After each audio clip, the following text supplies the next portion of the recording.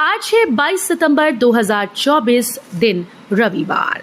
Welcome back to clean news UP. चलिए देखते हैं उत्तर प्रदेश की 25 फटाफट बड़ी खबरों को। 2 अक्टूबर से बुनकरों की मजदूरी बढ़ेगी 7%, अब मिलेगा 12.5 रुपए मेहनताना।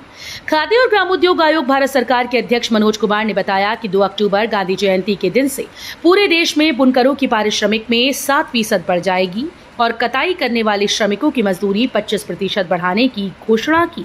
उन्होंने लिखा कि उनके कार्यकाल में दूसरी बार कत्तिनों व बुनकरों की पारिश्रमिक बढ़ाया जा रहा है। 2 अक्टूबर 2024 से सूत काटने वाली कत्तिनों को प्रति लच्छा 10 रुपए की जगह 12.5 रुपए मेहनताना मिलेगा। एक केंद्र पर अधिकतम 2000 छात्र देंगे UP board high school inter परीक्षा, नीति में अहम बदलाव। यूपी बोर्ड की हाई स्कूल और इंटरमीडिएट परीक्षा 2025 में केंद्र पर अधिकतम 2000 छात्र छात्राएं परीक्षा देंगे।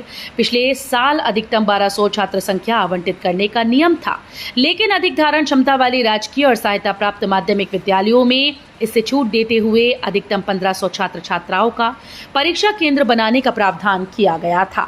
बोर्ड के सचिव भगवती सिंह की ओर से जिला विद्यालय निरीक्षकों को भेजी गई केंद्र निर्धारण नीति में अधिक धारण क्षमता वाले राजकीय सहायता प्राप्त और वित्त विहीन स्कूल में अधिकतम 2000 छात्र छात्राओं का केंद्र बनाने का प्रावधान किया गया है। अस्थायी शिक्षकों को नियमित करने की ठोस योजना पेश करे सरकार, हाईकोर्ट का आदेश। 7 अगस्त 1993 से दिसंबर 2000 के बीच नियुक्त 1000 से अधिक अस्थायी शिक्षकों को आने वाले दिनों में अच्छी खबर मिल सकती है। इलाहाबाद हाईकोर्ट ने राज्य सरकार को ऐसे शिक्षकों को नियमित करने की ठोस योजना पेश करने का आदेश दिया है, साथ ही इसके लिए समय दिया गया है। लाइसेंसधारी डेवलपर्स को टाउनशिप के लिए स्टैंप फीस में 50% की छूट, यूपी सरकार का नया आदेश। उत्तर प्रदेश में टाउनशिप विकसित करने के लिए लाइसेंसधारी वाले विकास कार्यकर्ताओं को जमीन की रजिस्ट्री कराने पर स्टाम्प शुल्क में 50% की छूट मिलेगी। इससे संबंधित शासनादेश स्टाम्प और रजिस्ट्रेशन विभाग ने जारी कर दिया है। इसके मुताबिक जब टाउनशिप परियोजना में जमीन विकसित होगी तब बेची गई संपत्ति पर विकासकर्ता या आवंटी के द्वारा स्टाम्प शुल्क देय होगा। अब 3D मेटावर्स पर भी दिखेंगे लखनऊ प्रयागराज की गलियां, प्रदेश के 100 स्थलों का ऑडियो टूर भी होगा संभव। उत्तर प्रदेश को पर्यटन के लिहाज से देश के मोस्ट फेवर्ड डेस्टिनेशन के तौर पर प्रोजेक्ट कर रही योगी सरकार अब आभासी दुनिया के जरिए भी पर्यटकों को प्रदेश के विभिन्न स्थलों का टूर कराने की दिशा में कार्य कर रही है। सीएम योगी के विजन के अनुसार 3D मेटावर्स प्लेटफॉर्म पर लखनऊ व प्रयागराज के 1500 लैंडमार्क्स का 360 पैनोरमिक डेटा संकलित किया जाएगा। इसके बाद इन सभी जानकारियों को और जियो रेफरेंस मैप्स को मेटावर्स इंटीग्रेटेड सिस्टम से जोड़ा जाएगा और 3D enabled web mobile app का निर्माण किया जाएगा। योगी सरकार ने किसानों से धान खरीदने की कर ली तैयारी, 1 अक्टूबर को पश्चिमी यूपी से शुरुआत। योगी आदित्यनाथ सरकार ने किसानों से धान खरीदने की तैयारियां पूर्ण कर ली हैं। 1 अक्टूबर से पश्चिमी उत्तर प्रदेश और 1 नवंबर से पूर्वी उत्तर प्रदेश में धान खरीदी होगी। इसके लिए 1 सितंबर से किसानों के लिए पंजीकरण प्रारंभ किया गया था। नोएडा एयरपोर्ट के पास नौ केंद्रीय और राज्य सरकार के विभागों ने मांगी जमीन। यमुना प्राधिकरण क्षेत्र में सरकारी विभागों को कार्यालयों और प्रशिक्षण संस्थानों के निर्माण के लिए भूमि आवंटित करने की योजना पर काम शुरू हो गया। इस संबंध में नीति बनाने की प्रक्रिया जारी है और जल्द ही इसे अंतिम रूप दिया जाएगा। प्राधिकरण के अधिकारियों ने बताया कि कुल 9 सरकारी विभागों ने जमीन आवंटन के लिए आवेदन किया, जिसमें केंद्रीय और राज्य सरकार के कई विभाग शामिल हैं। इलाहाबाद विश्वविद्यालय के 10 छात्रों को 8.2 लाख का सैलरी पैकेज। इलाहाबाद विश्वविद्यालय के Motilal Nehru institute of research and business administration ने ICICI बैंक की ओर से कैंपस प्लेसमेंट का आयोजन किया। इसमें 10 छात्र छात्राओं को 8.29 लाख का पैकेज पर कैंपस प्लेसमेंट मिला। चयनितों में विकास शाह, आयुष भारतीय, राहुल यादव, शनाया खरवार, अमित वर्मा, अभिषेक जैन, श्रद्धा सिंह, अखिल सिंह, शिवम कुमार और फिहनी फातिमा शामिल हैं। ग्रेटर नोएडा वेस्ट वालों के लिए खुशखबरी। गौतम बुद्ध नगर वालों की मांग अब पूरी होने वाली है। उत्तर प्रदेश सरकार ने जिले में 100 इलेक्ट्रिक बस चलाने की मंजूरी दी। यहां से फिजिबिलिटी रिपोर्ट शासन को भेजी गई। इस बात की जानकारी गौतम बुद्ध नगर के जिलाधिकारी मनीष कुमार वर्मा ने दी। उन्होंने बताया कि अब बहुत जल्द नोएडा, ग्रेटर नोएडा वेस्ट की सड़कों पर इलेक्ट्रिक बस दौड़ेंगी। यूपी की इसी यूनिवर्सिटी से एक साथ 2 डिग्री कोर्स कर सकेंगे छात्र। दीनदयाल उपाध्याय गोरखपुर विश्वविद्यालय में अब छात्र एक साथ 2 डिग्री हासिल कर सकेंगे। दोनों नियमित पाठ्यक्रमों में क्लास का समय अलग अलग हो तो उसको किसी प्रकार की कोई समस्या नहीं आएगी। ड्यूल डिग्री प्रोग्राम को कार्य परिषद ने पहले ही मंजूरी दे दी है।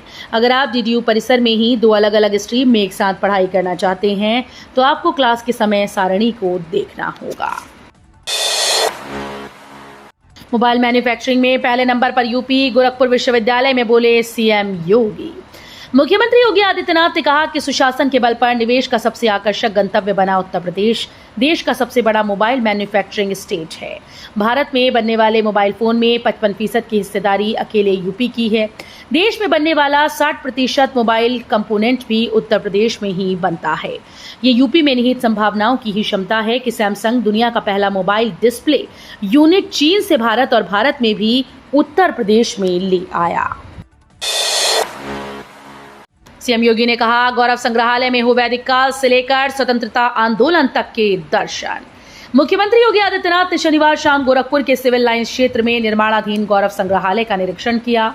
उन्होंने निर्माण कार्यों का अवलोकन करने के साथ ही इस पूरी परियोजना की विस्तृत जानकारी भी अधिकारियों से ली। इस दौरान मुख्यमंत्री ने निर्देश देते हुए कहा कि ये गौरव संग्रहालय ऐसा होना चाहिए कि इसकी गैलरीज में वैदिक काल से लेकर स्वतंत्रता आंदोलन तक के दर्शन हों। महाकुंभ में सुरक्षा को लेकर बड़ी तैयारी, अंडर वाटर ड्रोन और सोनार का इस्तेमाल। संगम नगरी प्रयागराज में कुछ महीनों के बाद आयोजित होने वाले महाकुंभ मेले को लेकर यूपी की योगी सरकार खास तैयारियां कर रही है। एक तरफ जहां महाकुंभ को दिव्य, भव्य और नव्य स्वरूप में आयोजित किए जाने की तैयारी है, कुंभ की सुरक्षा के लिए आसमान से लेकर गंगा और यमुना के गहरे जल के अंदर तक निगरानी की जाएगी। ये पहला मौका होगा जब अंडर वाटर ड्रोन और सोनार रेडियो तरंगों के साथ अनाकोंडा बोट और वाटर स्कूटर ब्रिगेड का भी इस्तेमाल किया जाएगा। केंद्रीय मंत्री ने लगाया झाड़ू, स्वच्छता अभियान को लेकर किया जागरूक। केंद्रीय वित्त राज्य मंत्री पंकज चौधरी की अगुवाई में शनिवार को राष्ट्रव्यापी पहल स्वच्छता ही सेवा के तहत महुआ स्थित राम जानकी मंदिर में स्वच्छता अभियान चलाया गया। मंत्री व सदर विधायक जयमंगल कनौजिया ने भाजपाइयों संग झाड़ू लगाकर लोगों को स्वच्छता के प्रति जागरूक किया। 3 मंजिला बनेगी वाराणसी एयरपोर्ट की नई टर्मिनल बिल्डिंग। प्रधानमंत्री नरेंद्र मोदी 26 सितंबर को बाबतपुर स्थित लाल बहादुर शास्त्री एयरपोर्ट पर नई टर्मिनल बिल्डिंग का शिलान्यास वर्चुअली करेंगे। इसके बाद जब PM अक्टूबर में काशी आएंगे तो भूमि पूजन करेंगे। जिला प्रशासन और एयरपोर्ट अथॉरिटी ने इसके लिए तैयारियां शुरू कर दी हैं। CM योगी ने गोरखपुर में सुनी फरियाद। CM योगी आदित्यनाथ के गोरखपुर दौरे का आज 3रा दिन है। आज वो ब्रह्मलीन महंत दिग्विजयनाथ और महंत अवेद्यनाथ की स्मृति में आयोजित श्रद्धांजलि सभा के समापन समारोह में शामिल हो रहे हैं। इसके पहले आज सुबह जनता दर्शन कार्यक्रम में उन्होंने 400 से अधिक फरियादियों की शिकायतें सुनी। CM ने अधिकारियों को निर्देश दिया कि शिकायत मिलने के 15 दिन के अंदर कार्रवाई हो जानी चाहिए। DDU के दिशा भवन में 21 सितंबर को अपराह्न 3 बजे से सैमसंग इनोवेशन कैंपस द्वारा प्रमाण पत्र वितरण का आयोजन किया गया है। जनता की हर शिकायत सुने और 15 दिन के अंदर करे कार्रवाई, CM योगी का अफसरों को आदेश। CM योगी आदित्यनाथ ने अफसरों से 2 टूक कहा कि जनता की हर शिकायत को ध्यान से सुनिए और 15 दिन के अंदर कार्रवाई जरूर करें। उन्होंने कहा कि हमारी कोशिश हर समस्या को समाधान देने की होनी चाहिए ताकि लोगों के जीवन को सुखमय बनाया जा सके। यूपी में आवारा कुत्तों की दहशत। प्रयागराज के SRN अस्पताल में 40 सुरक्षाकर्मी तैनात। यूपी के कई शहरों में इन दिनों आवारा कुत्तों की दहशत फैली हुई है। प्रयागराज की बात करें तो यहां आवारा कुत्तों ने पिछले दिनों कई लोगों पर हमला बोलकर घायल कर दिया, जिसके चलते इनसे निपटने के लिए स्वरूप रानी नेहरू अस्पताल में 10 बंदूकधारी सुरक्षाकर्मियों सहित कुल 40 सुरक्षाकर्मियों को तैनात किया गया है। गाजियाबाद में 2 करोड़ रुपए में बिका 15 लाख का प्लॉट। इंदिरापुरम में मचेगी और मारामारी। गाजियाबाद में पहले से ही जमीन के दाम काफी महंगे हो गए हैं, लेकिन फिर भी लोग बेस प्राइस से ज्यादा रुपए देने को तैयार हैं। ऐसे ही चौंकाने वाले आंकड़े गाजियाबाद विकास प्राधिकरण की नीलामी से सामने आए। गोविंदपुरम के H ब्लॉक पे एक आवासीय भूखंड का बेस प्राइस 39,000 रुपए प्रति वर्ग मीटर GDA ने तय किया था। लोहिया नगर हिंदी भवन में जब इस भूखंड की नीलामी शुरू की गई तो खरीदने को लेकर मारामारी हो गई। एक प्लॉट की कीमत बेस प्राइस के हिसाब से 15,21,000 थी, लेकिन इसे करीब 2 करोड़ रुपए में खरीदा गया।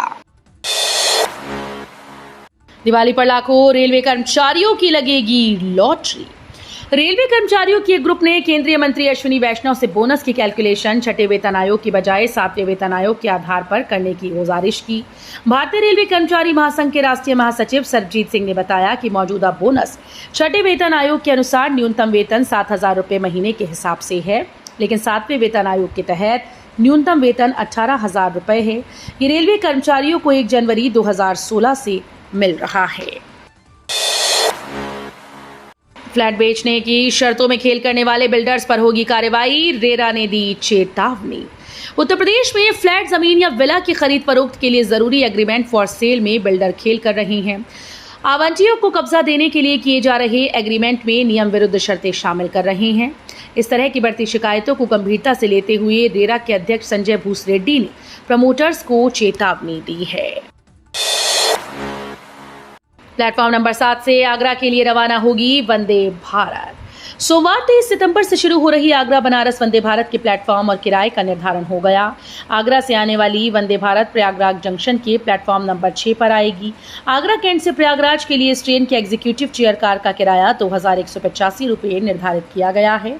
इसकी चेयर कार का किराया 1,150 रुपये है। वहीं टूंडला से प्रयागराज जंक्शन का ईसी में किराया 2,075 और सीसी का 1,085 रुपये है। डंकी रूट से हो रही बांग्लादेशियों की भारत में एंट्री। भारत में बांग्लादेशियों की डंकी रूट से एंट्री हो रही है। हाल ही में यूपी और नेपाल सीमा पर पकड़े गए बांग्लादेशी नागरिक रुबेला अहमद और मोहम्मद खुकान मियां से पूछताछ में इस बात का खुलासा हुआ। आरोपियों ने बताया कि बांग्लादेश में सत्ता पलटने के बाद भारत का वीजा नहीं मिल पा रहा, इसलिए वो डंकी रूट से आने की कोशिश कर रहा था। नेपाल की राजधानी काठमांडू में ऐसे कई गिरोह सक्रिय हैं जो लोगों को भेज रही हैं। फिल्मों और ओटीटी प्लेटफॉर्म्स के लिए सरकार का फैसला। सरकार ने बड़ा फैसला लिया है। इसके तहत अब फिल्म की शुरुआत और बीच में कम से कम 30 सेकंड का तंबाकू रोधी स्वास्थ्य संबंधी वीडियो दिखाना होगा। जब भी तंबाकू से जुड़ा कोई सीन आएगा तो नीचे तंबाकू रोधी टेक्स्ट चलाना होगा। ओटीटी प्लेटफॉर्म्स पर फिल्म की शुरुआत में 30 सेकंड का तंबाकू रोधी स्वास्थ्य संबंधी वीडियो और तंबाकू के दुष्प्रभाव संबंधी 20 सेकंड का विजुअल डिस्क्लेमर दिखाना होगा और ये नॉन स्किपेबल होगा। ताजमहल के सवालों पर एएसआई ने अखिलेश यादव को दिया जवाब। सपा मुखिया के हर सवाल पर दी जानकारी। ताजमहल में व्यवस्थाओं को लेकर समाजवादी पार्टी के अध्यक्ष व पूर्व मुख्यमंत्री अखिलेश यादव ने सवाल खड़े किए थे। अखिलेश यादव ने एक्स पर पोस्ट कर ताजमहल को लेकर सोशल मीडिया पर वायरल हो रही वीडियो का हवाला देते हुए 8 सवाल पूछे थे और कहा था कि सरकार ताजमहल का रखरखाव करने में सक्षम नहीं है, विभाग निष्क्रिय है। जिसके बाद एएसआई ने अखिलेश यादव की पोस्ट पर रीट्वीट करते हुए सवालों का जवाब दिया था। तो ये थी आज की 25 फटाफट बड़ी खबरें। अगर आपको न्यूज़ पसंद आई हो तो वीडियो को लाइक और शेयर जरूर करें। धन्यवाद।